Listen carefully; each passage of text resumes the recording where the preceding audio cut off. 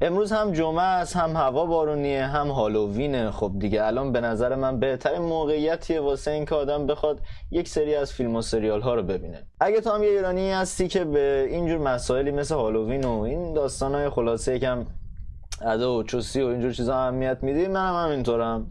کاش همه با هم آمریکا به دنیا میمدیم و الان در حال کاستوم کردن و پارتی های هالووینی بودیم، ولی خب چه بسا ما اینجا باید بله یه سریال انیمیشنی میخوام بهتون معرفی کنم که ساخته دست بچهای خودمونه. بزن کف قشنگه رو. یه سری جوون دانشجو هستن که در حال ساخت یک سری انیمیشن های سریالی هستن و طبق حالا چیزایی که متوجه شدم داستانای مثل شاهنامه و 1001 شب و اینا رو انیمیشن درست میکنن و حالا 100% خب یک سری تغییراتی توی داستان هم رخ میده. این قسمت از وستهیویان نایت یکی از ترسناکترین اپیزودهای ماست. ترکیبی از جنگیری، داستان ترسناک و درام انسانی. راز یک جنگیر موفق چیست؟ یک زن بیمار باور دارد که خانه‌اش توسط جن تسخیر شده و حتی بیماری سرطان او هم طلسمی از سوی این موجود تاریک است.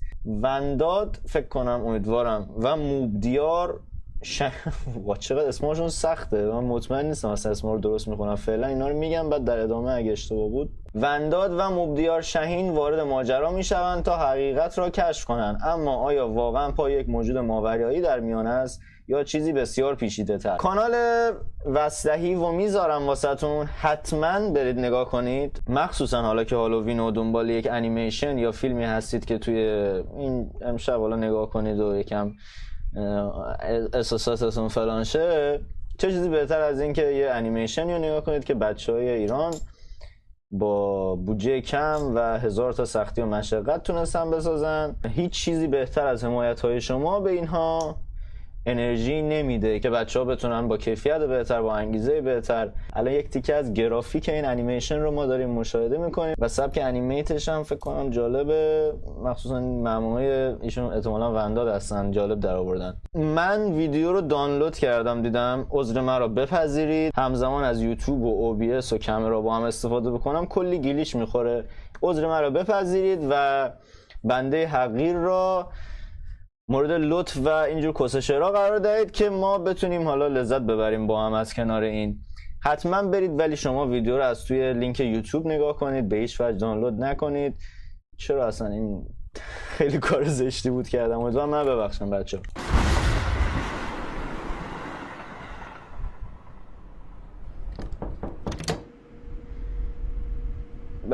میتونم کمکتون کنم؟ سلام آقای شادیار، من ربین شادلو.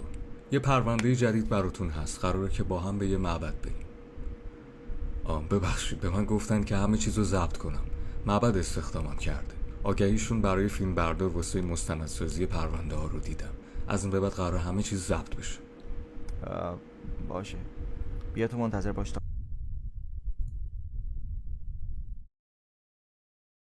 خدا رو شکر ایرانی‌ها همیشه به دیتیل خیلی اهمیت میدن.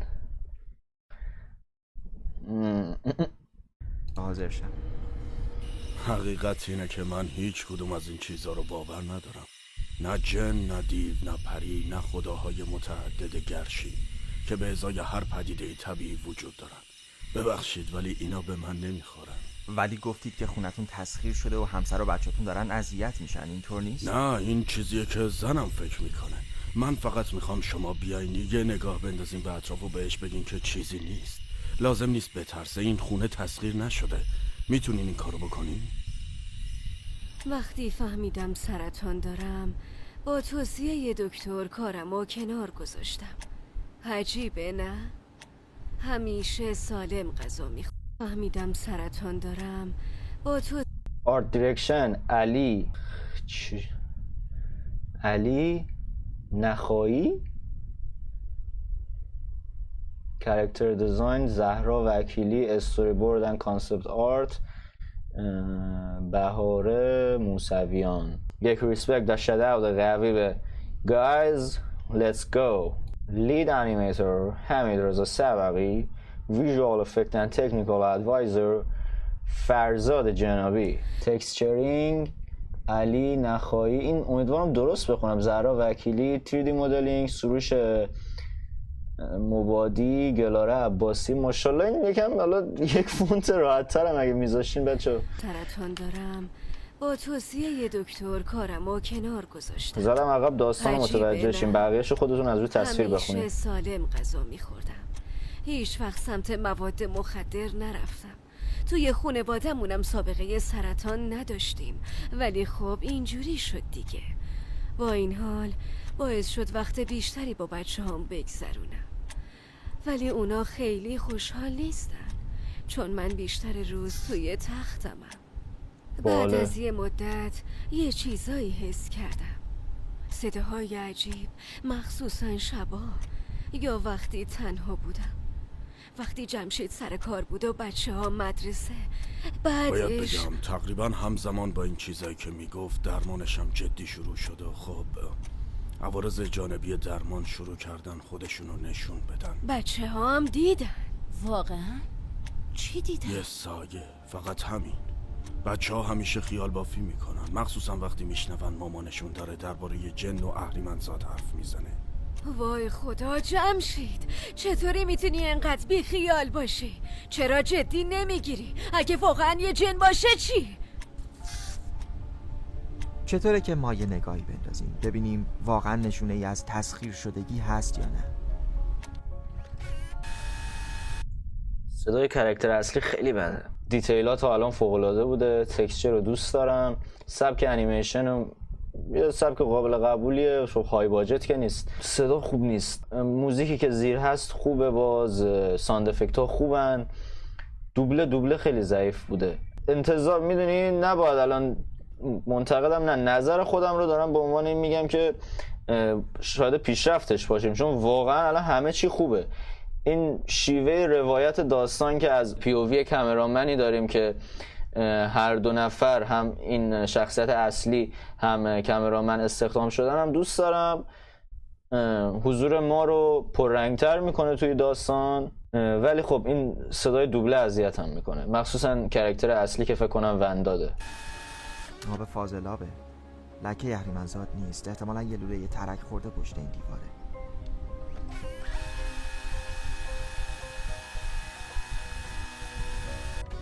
باده، این ناودون قدیمی تبدیل به یه فلوت بزرگ شده.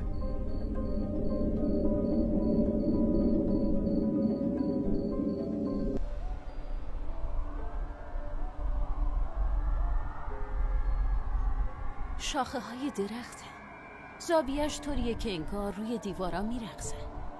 بچه ها هم بقیه‌شو با تخیلشون پر میکنه. تخیل خیلی قویه، مخصوصا وقتی ترس ریشه بدونه.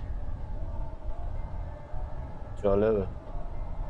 خب حالا چی بهشون بگی؟ اینم از فیلم بردار جذابمون. حتما مستند رستوران چالوسم بده. هر کاری از دستم فیلم بردار شخصیت باحالی داره، صداش هم خوب بود. اسفندود کردم، دعا خوندم، حتی آب متبرک گرشین رو تو همه گوشه ها پاشیدم، ولی انگار داره اون جن مسخرم میکنه. حضورش رو حس میکنم. اینو نزدیک خودت نگه دار. کارش این نیست که خونه رو پاکسازی کنه، ولی ازت محافظت میکنه. از این میترسن، پوستشونو میسوزونه. و یادت نره نمک همیشه معجزه میکنه.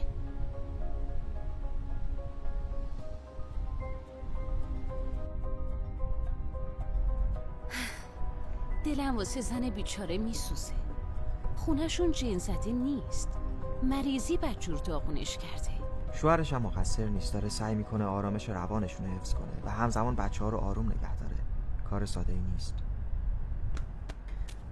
لعنتی، فکر کنم کلیدای آپارتمانم رو جا گذاشتم. همینجا وایسا برمیگردم. لیلا عزیزم اینجایی؟ هیس. آره، الان داره با هم بازی ذهنی میکنه، ولی من اطرافو با نمک و روغن مقدس خط کشی کردم. به زودی مجبور بیاد بیرون و اون موقع اون لعنتیو میسوزونم. لیلا خودت شنیدی چی گفتی؟ بیا برو یکم استراحت کن، برو بخواب. محاله، اینجاست. جمشید حسش میکنم. باشه داری منو میترسونی. چرا؟ ببین چی سرمون اومده. وقتی یه موجود خبیث وارد خونت میشه نمیشینی نگاش کنی، میجنگی. یه چیز پلید سرزده وارد زندگیمون شده بدون دعوت و میخواد نابودمون کنه. نمیذارم موفق بشه. باشه، هر کاری که فکر میکنی درست انجام بده.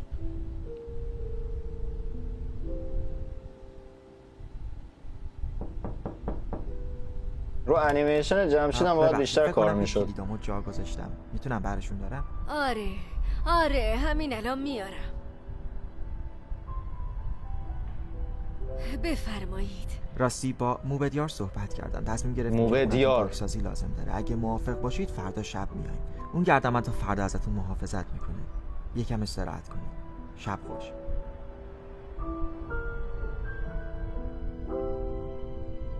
موبدیار اسم قشنگه، موبدیار.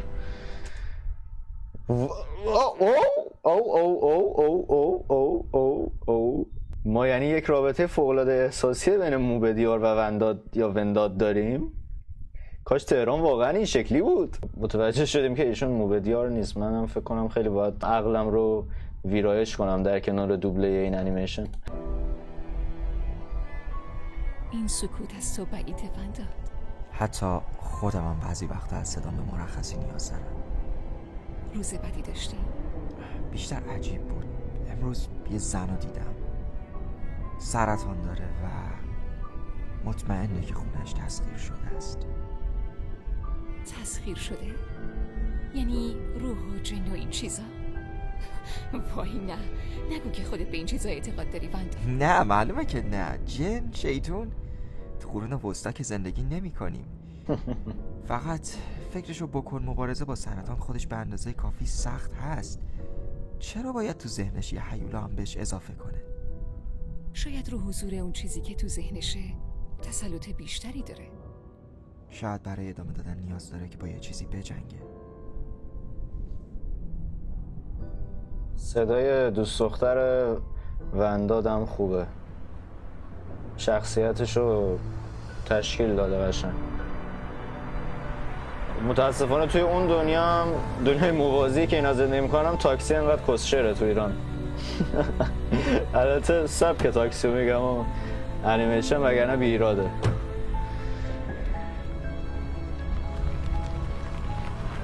ساند افکت ها فوق العاده است.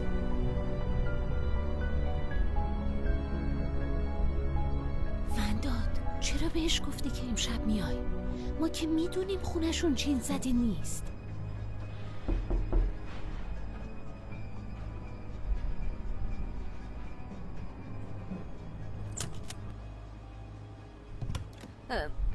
اومدید؟ لطفاً بفرمایید داخل. لطفا مراقب باشید، ممکنه اوضاع یکم به هم بریزه و چیزای عجیبی ببینید. خانم شاهین لطفا شروع کنید. موبدیار به شاهین. نور گرشین بادها را فرا میخوانم تا این مکان را پاک کنند. به شعله های پاکی تاریکی را میرانم. به آبهای چشمه ابدی اجازه نده هیچ سایه‌ای باقی بماند.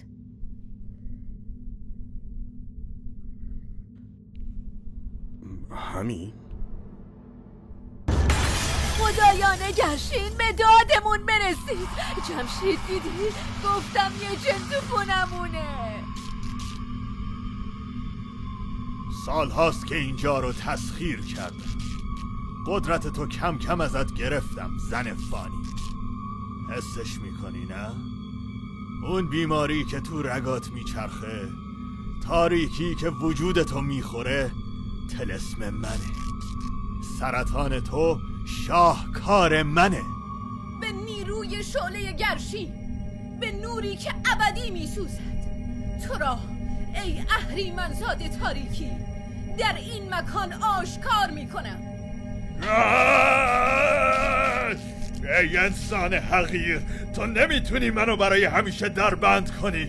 برمیگردم و تیکه تیکت میکنم. همه چیز تموم شد خانم.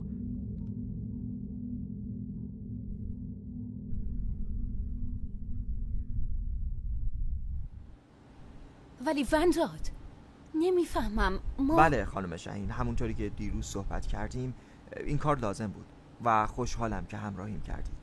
فکر میکنم خانم داوودی الان نیاز به استراحت داره و برای اولین بار بعد از مدت‌ها این خونه از وجود جن پاک شده.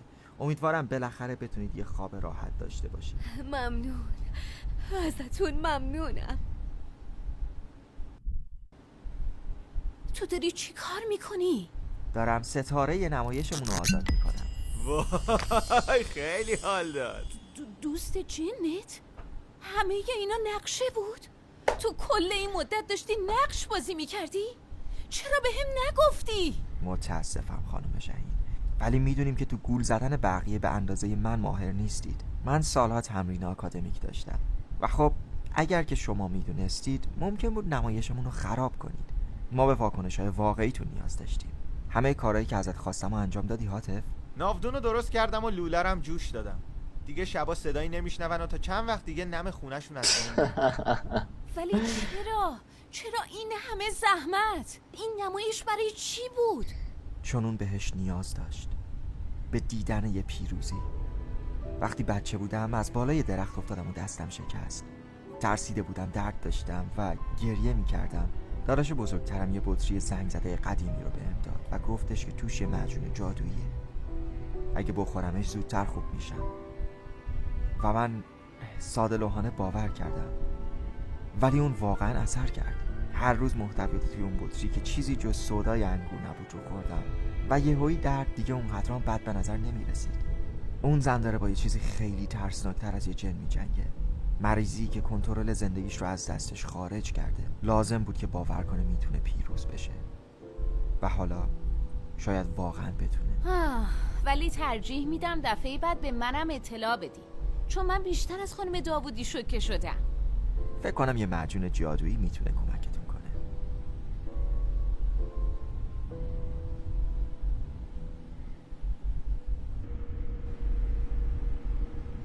مطمئنی که میدونی داری وارد چه بازی میشی؟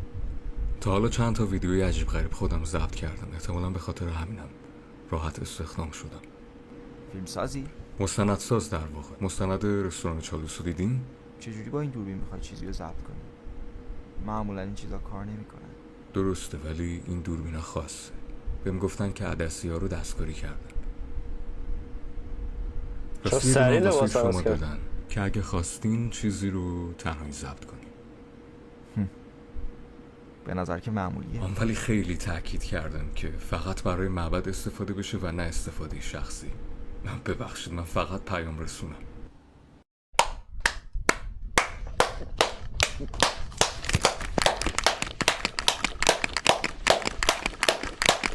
آفرین آفرین، چرا زودتر من شما رو پیدا نکردم؟ عالی آقا، واقعا آفرین، واقعا تبریک میگم بهتون که تونستیم یه همچین چیزی رو توی این همه سختی و این همه محدودیت و این همه کمبود امکانات و مطمئنم با بودجه کم این انیمیشن ساخته شده. واقعا گل کاشتین، حقش خیلی بیشتر از ایناست برای دیده شدن. یعنی 3000 تا 4000 تا بازدید واقعا ریدم تو مملکتی که مثلا 24 ساعت فلان کار کردیم 800 تا بازدید بگیره، بعد یک همچین چیزی که انقدر سرش وقت گذاشته شده، انقدر داستان خفنی داره، انقدر پیام باحالی توش نهفته شده، با یه همچین جهانی که توش ساختن انقدر ویو بخوره، واقعا اعصابم خورد میشه از یه همچین چیزی. امروز هالووین رو 100% دوست دارید یه سری فیلم ها واسه خودتون ببینید. واقعا چی بهتر از این؟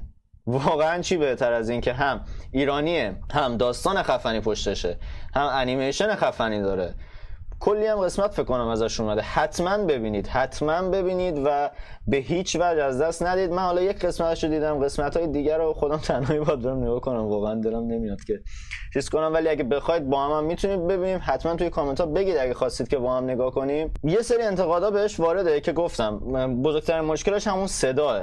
تصویر که خوبه تا یه حدی، میگم انتظار خاصی نمیره. مثلا 4-5 تا جوونی که با هم دیگه اومدن یه همچین انیمیشنی رو طراحی کردن بخوان یه چیز فوق العاده مثلا آرکین یا اسپایدرمن اکراس اسپایدر ورس مثلا به ما تحویل بدن، 100% یه همچین انتظاری نمیره، ولی واقعا به عنوان یک قدم شروع فوق العاده است. یک نقطه لایتناهی دست گذاشتید. کلی داستان هست 100% برای ساختن. بزرگترین مشکل به نظرم دوبله است. دوبله همه هم خوبه جز خود ونداد. کلا یکم از لحاظ حسی دوبلورها خوب کار نکردن، ولی خب بازم به نظرم نمیشه خیلی خورده عجیب غریبی گرفت. حیفه، واقعا حیفه که بچه‌ها دیده نشن. کاش حداقل ویدیوی من ویو بخوره که بچه‌ها دیده. جدا از این بچه‌ها بازم یادتون نره که این چنل لایو منه و چون فعلا سابسکرایبری ندارم لایو نمیذارم. یه چند تا ویدیو میذارم، یکم سابسکرایبرام که بالا رفت تونستم حالا اوریج ویور لایو اما مثلا 10-15 تا حداقل داشته باشم، از اون موقع شروع میکنم لایو گذاشتن که این سیستم هم یکم قوی تر قرار بکنم و با هم دیگه بیشتر تو این جامعه کوچیکی که قرار برای هم تشکیل بدیم از این چیزهایی که دنبال میکنیم لذت ببریم. تو رو خدا ازشون حمایت کنید. مخلصم.